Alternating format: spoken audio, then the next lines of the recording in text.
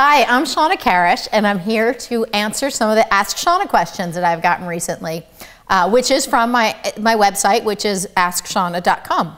Simple enough. Anyway, so the first question I have today is from Marjorie, and it says, we have 2 of our 4 horses that refuse to have their bridle paths clipped.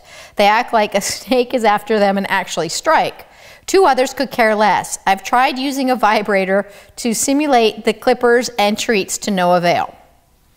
All right, so now you're on the right path, but what you need to do is not go right to the issue. So what I recommend that you do is you can use, one of the things I think is great is if you can get, you know, a vibrator is fine. If you have, sometimes those little itty bitty clippers, you know, that you can find at the tack store that are cordless. I really like to use cordless clippers because you can go into their stall, you can go to different places. So what I'm going to suggest you do is start at a place where they're most comfortable, you know, whether it's a stall or it's a, you know, a round pen or the cross ties.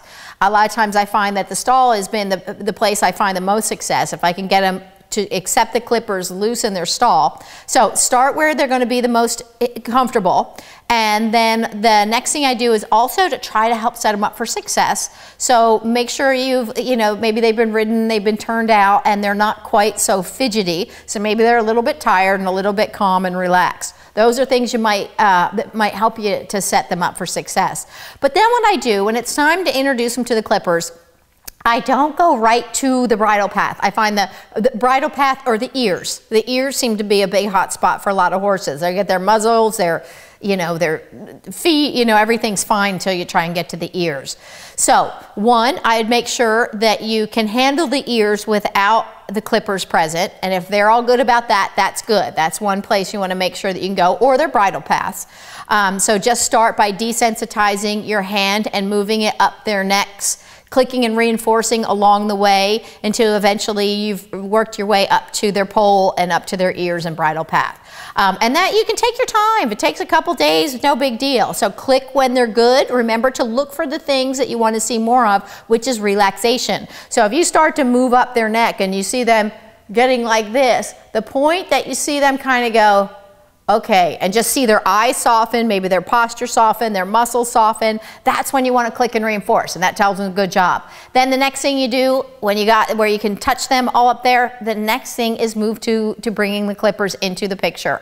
Now, first what I do, I don't go right to the bridle path, hold the clippers far away and maybe just touch them with your hand. Click and reinforce when they get relaxed about that. Sometimes if they just hear them, it's the snake getting after them, you know, they just get worried. So look for them just to be touching with your hand. The clippers turned off or turned on over here, and then move them closer, closer, closer. I start on the part of the body where I think they're going to be the most willing to accept it. So a lot of times it's the shoulder, and then eventually moving my way up the neck to the bridle path and the ears. Clicking and reinforcing along the way. You don't need to do it all in one day. I've had more success, I'll say, doing multiple short sessions than one long session. So I would do it for maybe 3 minutes a day, and maybe twice a day, and then just build up. And when they're good at accepting, reinforcing, when you're done, just put the rest of the feed in their buckets and keep moving on. And pretty soon you're going to find that they realize when the clippers are coming that they want to lower their heads and they want to try harder. Through traditional training, there's not really something in it for them to want to try harder. But as you go systematically about it, they're called successive approximations, you'll build it up and you'll get a horse who has learned that it is not only a bad thing, it's a good thing, it has value to them.